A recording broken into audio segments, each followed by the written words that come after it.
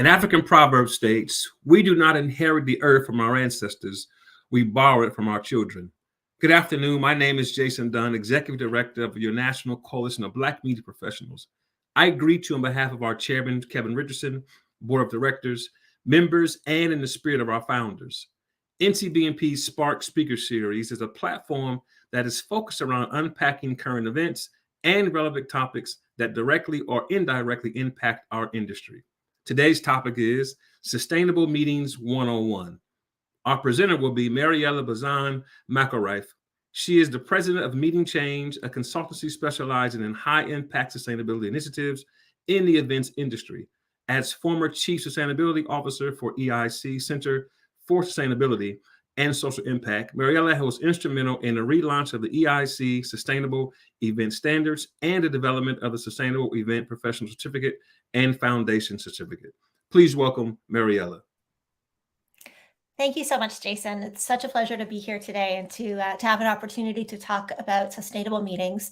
I really do think that they are essential for us to be thinking about, and really to help us to make our industry sustainable by ensuring that we're doing all the right things. So, thank you. Looking forward to the conversation. Excellent. So I think we're going to go ahead and get started with the slide deck. Perfect. So what I wanted to do is talk a little bit about essentially the concept of sustainability first. And a lot of times people think that it is all about in the environmental considerations. And that is 100% true. We do have environmental aspects. But in addition to that, we also need to think about our social impact and our economic considerations as well. So thinking about the viability of our events and of our industry, we need to make sure that we are sustainable financially as well, while we are doing all these other important things related to the environment and social impact.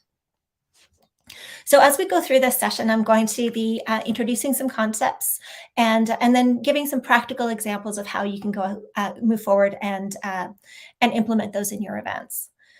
So the first topic that I wanted to talk about is this idea of the circular economy. So very often with events, we are essentially creating a temporary environment out of permanent materials. So we have all this stuff that comes in and we're using it for 3 or 4 days. And then what happens to it? So what we want to start thinking about is all of those materials that we're bringing in, having a plan for what's going to happen to them after the event, and sort of thinking about how we might reuse materials, how we might do things differently. And in terms of those concepts around circularity, it really starts with first eliminating some things. So thinking about, what are the things that you absolutely need, and maybe reducing or eliminating the ones that you don't.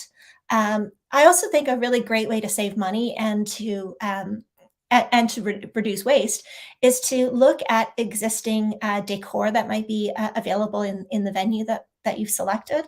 And that might make a great way for you to be able to also help create a sense of place for your event. You may also want to think about having a donation program for things that are left over after your event.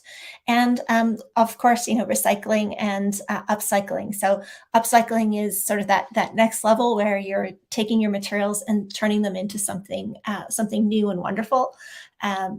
And then finally, the last aspect to circularity is thinking about how we might do things like repair damage to nature or help promote biodiversity. So some things that you might see around this might be a hotel or a convention center that also has bees on the rooftop.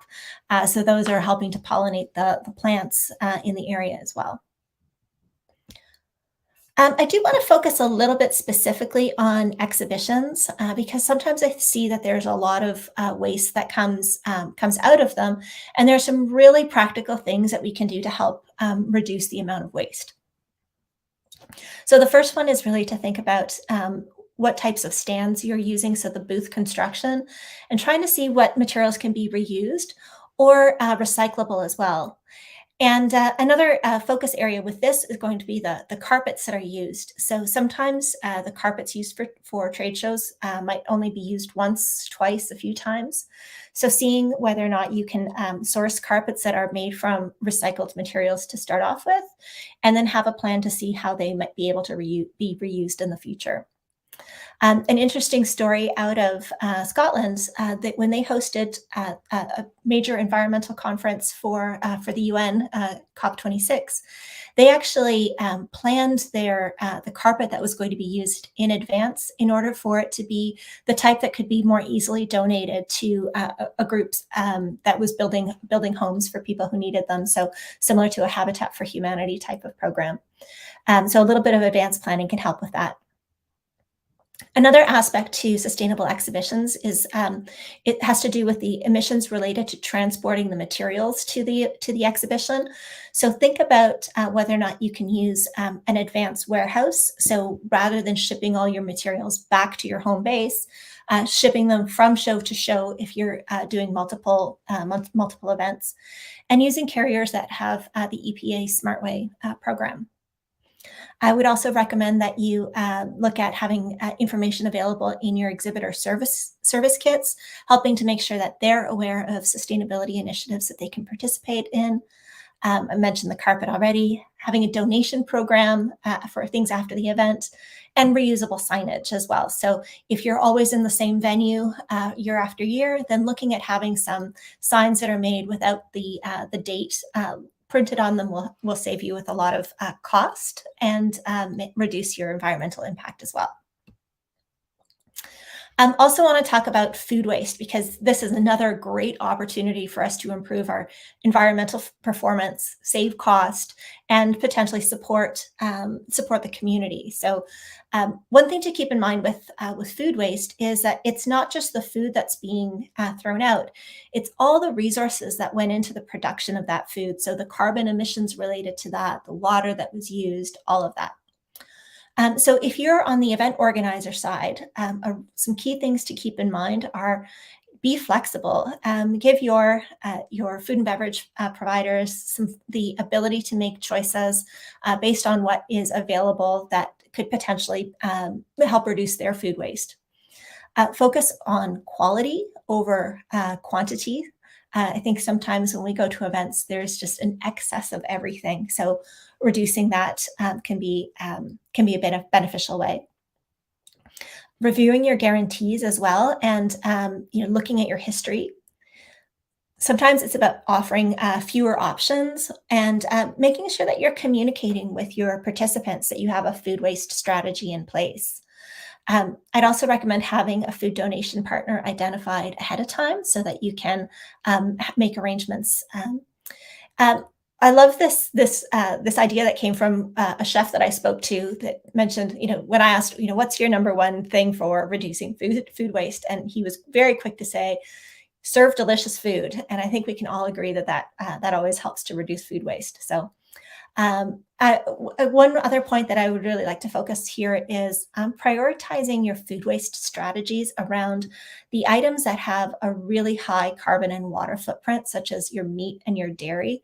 So if you're not going to be reducing the amount of meat and dairy, at least having a plan to make sure that isn't wasted would be a really great way to go about things. The next area that I wanted to focus on is on your carbon footprint specifically. So before we get into some of the strategies for reducing your carbon footprint, one of the really important messages that we need to convey is that bringing people together matters. And so making sure that your event is incredible, that it is meeting all of your stakeholders' objectives is part of the equation for making sure that you have a really good return on the carbon investment that you make. So some specific things that you can help to do in order to reduce your carbon footprint. First, it starts with looking at the destination that you're selecting. Is it going to be one that has lots of travel options that are sort of lower carbon? So will a lot of people be able to travel by train, or will there be lots of direct flights into the city? And where are the people coming from as well? So that can be a great way to go about it. You might also want to think about sustainable aviation. So there's more things that are coming up in that area. So we'll want to keep an eye on the developments in aviation. There are some ways that you can potentially purchase sustainable aviation fuels. And that's programs that are typically right now more available to your corporate travel partners. So looking at whether or not there's opportunities there for you.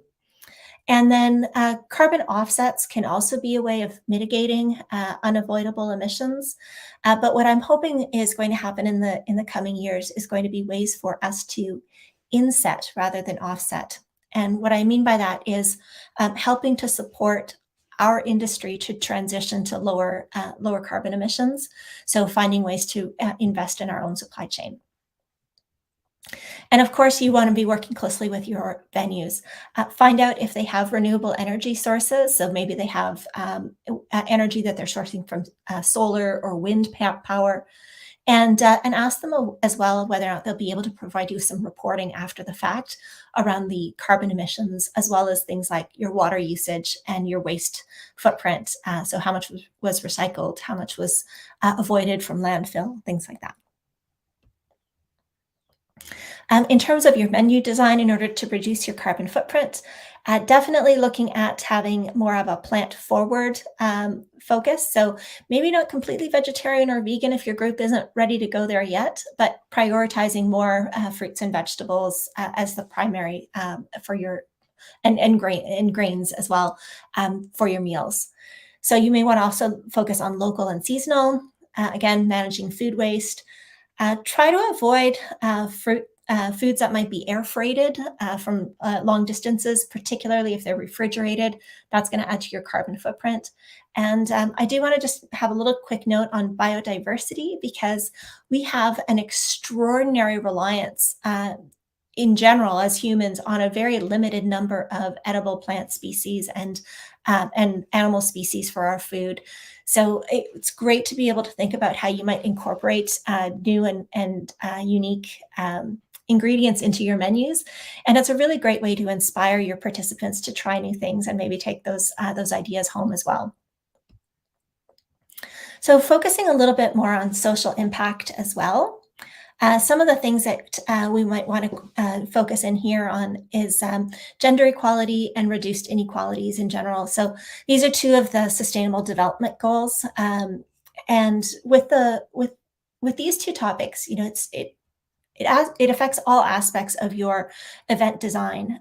Some of the things to think about with your program will be to make sure that you have balanced and diverse panels. And with that, I think that it's also important to really think about not only your speaker diversity, but pay equity as well. So take a look and see where your event is spending money on speakers, on all supply chain aspects, and really making sure that there's a balance there. You may also consider having a mentorship program available. With respect to participants, looking at your marketing and registration and seeing, are you really conveying to everyone who's coming to your event or considering coming to your event that it is a welcoming environment, that it is diverse, and that it is going to be a place where they're going to really have a strong sense of belonging. Other things to look at will be asking about pronouns, offering gender inclusive washrooms, and thinking about accessible space design as well. So making sure that it is all the spaces that we have are not only compliant with regulations such as ADA, but that the things that we do to those spaces by bringing in temporary furnishings remain accessible.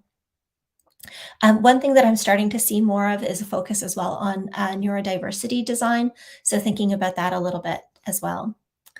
And then on your supply chain, looking at doing an analysis of where you're spending your money for your events, and really also look to see whether or not there are any human rights considerations within your supply chain as well.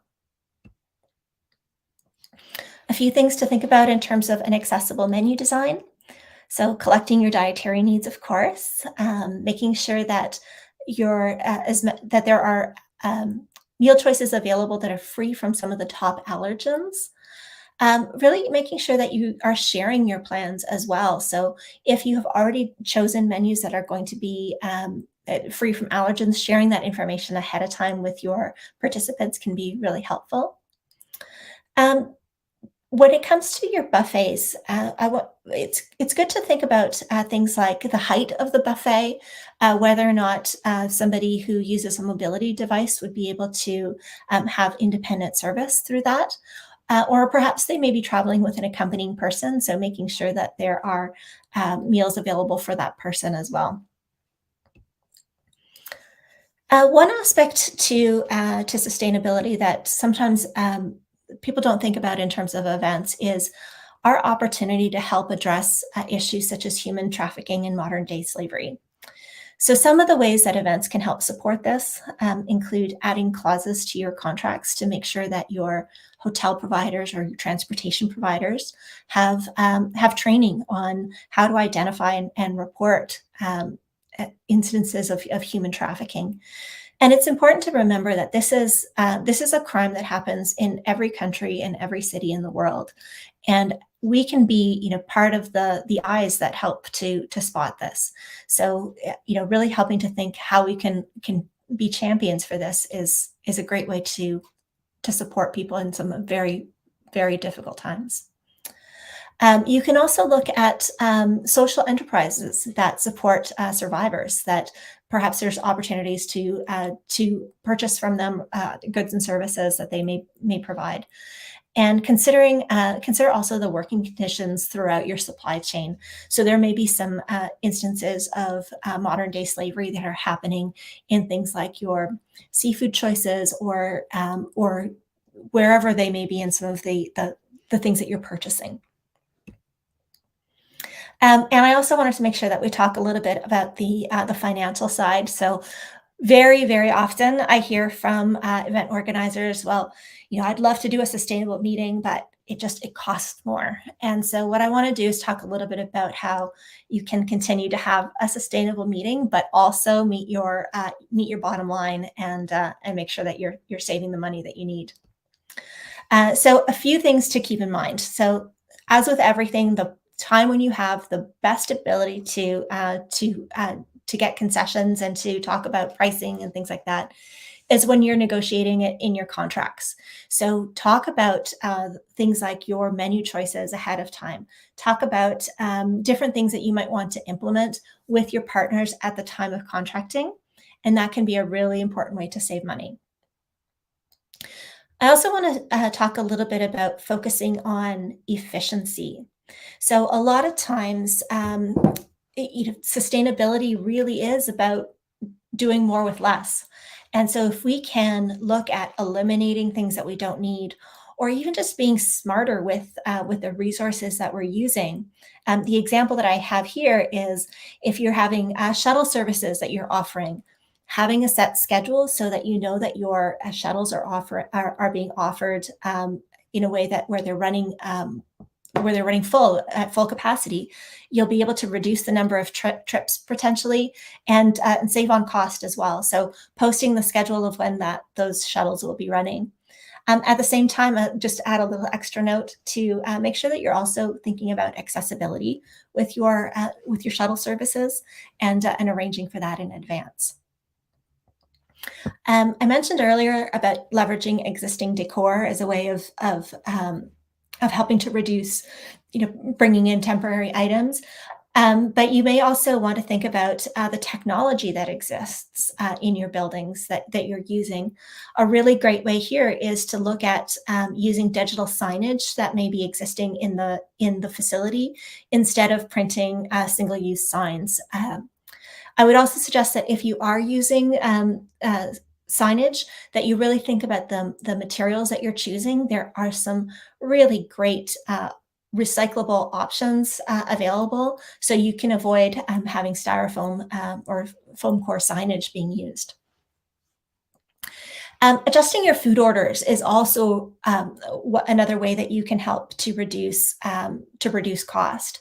And we are often very good in our industry about tracking our room block pickup, but not as attentive to looking at our food pickup. So checking to see the history and seeing how many people did you have at each function, you may have an opportunity there to adjust your guarantees based on that. I would also say look at that room block pattern for your current event to see if there's a lot of people arriving late or leaving early, and then you can adjust your meals on that too. Another tip on your food waste is actually linked to your food donations. So when you're donating food, I would strongly encourage you to look to see what is being donated, because typically that would suggest that you've over-ordered on certain items. So if you are looking and you see that after your event, you have a lot of bread products that are left over, for example, maybe that's an opportunity for you to say, well, next year we're going to have less of that. And maybe there's an opportunity, maybe you'll be able to save some cost on that too. I would also encourage you to speak with your destination marketing organization or convention and visitors bureau, or with your hotel or venue, to see if you can get in touch with the groups staying in the same space either immediately before or immediately after your event. And the benefits here are going to be that you'll be able to potentially share on some of the setups or on some of the equipment that might be brought in. So that might be a way to do that. You can also work with the other in-house groups to select menus that are very similar or the same menus. And this will help on your food and beverage side to reduce variability in the kitchen operations. And when you reduce variability, you can often save on costs.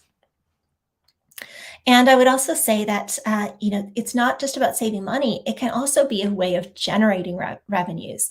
I'm seeing a lot of interest now in sponsorship opportunities related to sustainability.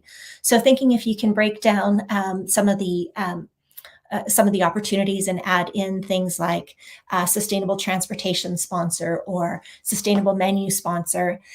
It's a great way as well for potential sponsors to showcase their aligned values with your event, and you might find that you are able to attract new sponsors through that.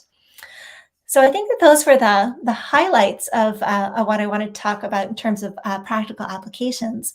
And I just wanted to share with you some resources if you'd like to learn more personally or for your organization. So the Events Industry Council has sustainability programs for individuals as well as for organizations. The Sustainable Event Professional Certificate is an online course. It is 12 hours of education that counts towards your certified meeting professional or your certified association executive certification or recertification. And it has a really comprehensive program that covers all aspects of sustainable events. There's also programs for organizations. So there's two parts to it. The first is our foundation certificate, where organizations going through that program learn about how to write a sustainability and social impact policy, a statement on diversity, equity, inclusion, and accessibility, a code of conduct, and a plan to deliver on all of those items. And there's also the opportunity to get your event or your services certified through the EIC Sustainable Event Standards. Those standards are available for event organizers as well as for suppliers in the areas of accommodation, so like hotels, audiovisual and production, your destination, exhibition services, food and beverage, venue, and integrated properties, which really refers to those all-in-one places that offer hotel, meeting space, and food and beverage all under the same roof. So it is a points-based system. So the more you do, the higher the certification level that you can achieve. The details on the standards are available on the EIC website, and you can actually access and see all of the criteria that are required for each of these areas, and then you can go through and look to see about having your event audited as well. and achieving the certification. So I think that those were the topics that I was to cover for today, and I know that I'm here for a few more minutes to answer some questions and have a little chat with Jason, which I'm really looking forward to.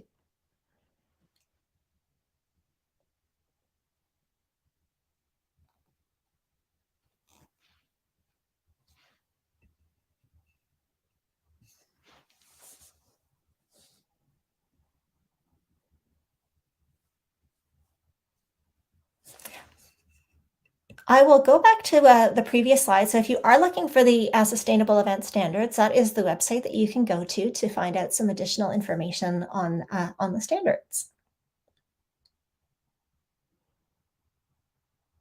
So I'll see if anyone has any additional questions.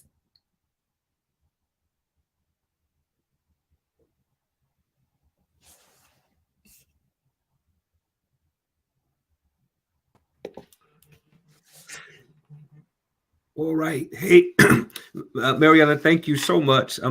We had a little bit of a gremlin rolling around in the system, so I apologize for that. Oh, good. Yeah, it's all good. Yeah, so I think we're going to take the screen down shortly. But I did want to talk about you talked about food donation. Mhm. Some ideas about that because I think that'll be interesting. To your point, people, when we gather, we do go to galas and to lunches, et cetera, or breakfasts, et cetera. And where does that food go if you don't donate it? That'll be interesting to hear too. Some folks may not know. They just get up and leave, and somebody else takes care of it. So is there a process where I know you said in the beginning where you asked for that in the contract phase? Mhm. So what would you exactly ask for? Well, yeah. So it's about asking what happens with the leftover food. So in some cases, venues or hotels will use leftover food in staff cafeterias or have a food program where it's already there's already a plan for things. Okay. And in other cases, there's opportunities to donate to charitable organizations. There are some practical elements that you need to consider around food donations. So there is legislation that protects against liability regarding food donations. So in the U.S., it's a federal program. It's a bipartisan bill that's been around for 20 plus years. So there is liability protection, but at the same time, you want to make sure that you're taking, good common sense approaches. So there's going to be time and temperature controls that need to be thought through in order to make sure that you're keeping that food safe for donations. And having a partner identified ahead of time is good too. So you need to think about the practicalities of, all right, the event is over at 7:30 in the evening. You've got all this food. Where's it going to go?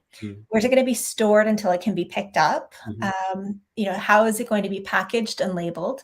So these are some of the considerations that you want to think about ahead of time. So if your hotel or your venue or your caterer has an existing partnership, that can really go a long way because they've already worked out all of the logistics around that. Okay. So asking them about that can be a really great way of going about it. But also, helping to see what can you do to make it easier to donate the food. So food that hasn't left the kitchen is easier to donate than food that has, for example, been out on a buffet. Right. So thinking about maybe you don't refill the buffet quite as quickly as you would have to help make sure that food is able to be more easily donated. MGM actually in Las Vegas has a really interesting program where they have invested in these flash freezers. They're not flash freezers, but they essentially bring the temperature of the food down really, really fast. So it's easier for that food to be donated. They actually freeze it and store it on site until a local organization can come by and pick it up and take it to be donated. So there's some great things that are coming up because there are some practical things that you need to think about in order to be able to donate food safely. Is there and so as we talk about that, so do you find that there's great rapport with chefs and kind of directors of F&B who are interested in sustainable menus and sometimes a menu is a menu and then if you want anything extra it may cost a little bit more. So what ways can planners or even suppliers frankly find ways to mediate that?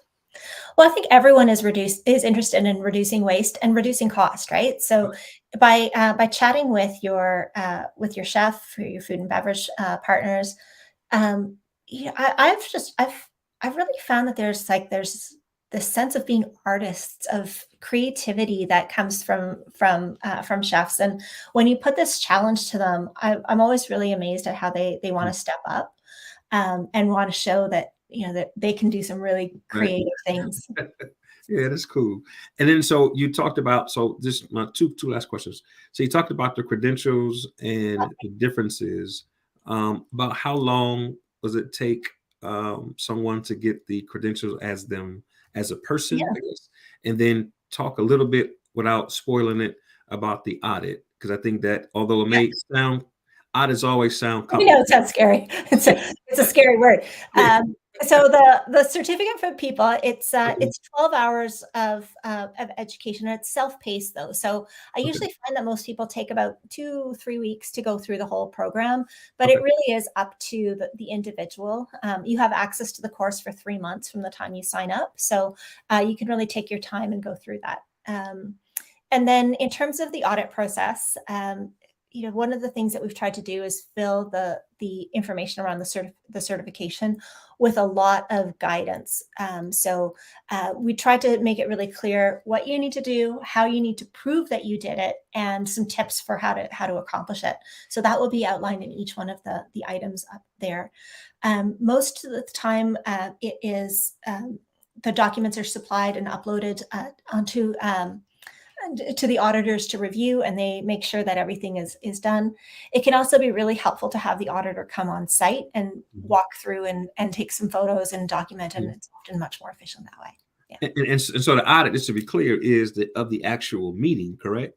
Of the Right? event, yeah, The or of the venue or the ah, catering service. So it okay, can be either for the event or for the suppliers, okay. and it's nice for the partners to go hand in hand. So the event organizer to work with the suppliers, because a lot of times you can get the same points awarded to each of you. I got you. That's all right. Oh, that's good. Okay. And so you and actually what that does is it kind of amplifies your program to be I mean, you're kind of an expert now. I mean, you're kind of an elite few of people who have done that. So that's good. Okay. All Yeah. right. I think that's very helpful. And then one more. You talked about how people may lean on the impression that being sustainable is expensive, but you've gave some practical advice on how you can deal with that. Is Yep. there anything that you missed, that you left, that you want to kind of circle back around to hone Yeah. in on, just to let people can feel it?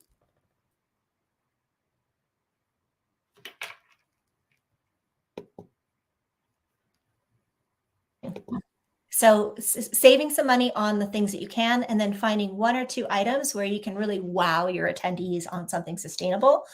Maybe it's a really fantastic menu item that you couldn't have otherwise have done without the savings, and that would be the one tip. All right, cool. All right, well, thank you so much.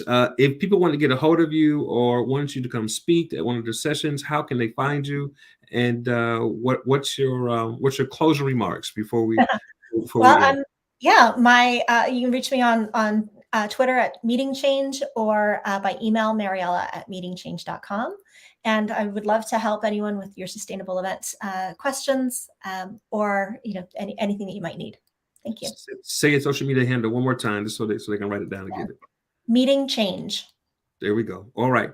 All right. Well, thank you so much. We appreciate you. You are a friend of Coalition and have been for a long while. And we look forward to maybe seeing you in Atlanta. But I know we'll see you throughout the rest of the year. But thank you so much for coming. And for those who are joining, we are going to post this on our website with all of our other sessions or virtual pieces. And then we'll have a couple more within 3 to 2 weeks. So look forward for that. So we're going to end and say thank you. You'll find some graphics that will come after this to give you reminders of what's coming up in the next 3 months. But thank you so much for all your time, and I look forward to seeing you in Atlanta on December 6th through the 9th. Thanks so much. Thank you.